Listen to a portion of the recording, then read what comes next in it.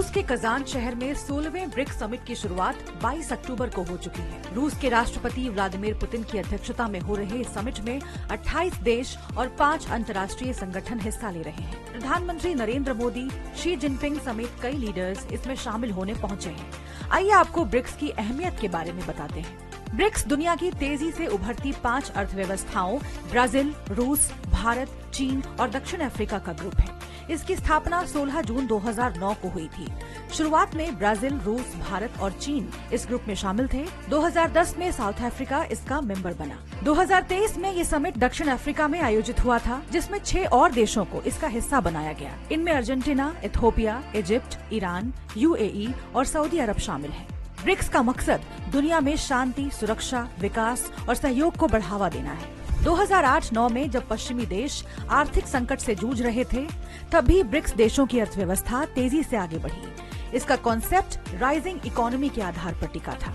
BRICS में शामिल देशों में भारत की जीडीपी $3.7 ट्रिलियन, चीन की $19 ट्रिलियन, रूस की 2, ब्राजील की 2 और साउथ अफ्रीका की $0.39 ट्रिलियन है। ग्लोबल जीडीपी में ब्रिक्स की हिस्सेदारी 27% है। संगठन में नए देशों के शामिल होने से भी इसकी ताकत बढ़ी है।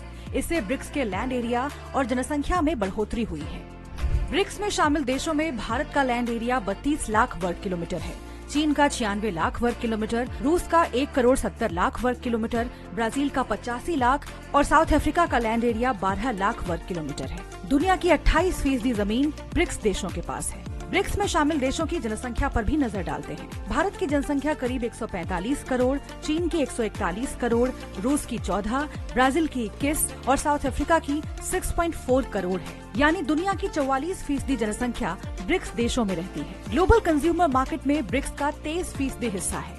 साथ ही दुनिया का 15% निर्यात ब्रिक्स देश करते हैं। 34 और देशों ने ब्रिक्स में शामिल होने की इच्छा जताई है, लेकिन इसके सदस्य बनने का नियम अभी तय नहीं है। इसलिए भारत ब्रिक्स के विस्तार को लेकर हिचकिचाता रहा है। भारत चीन के मंसूबों को लेकर भी सतर्क रहना चाहता है।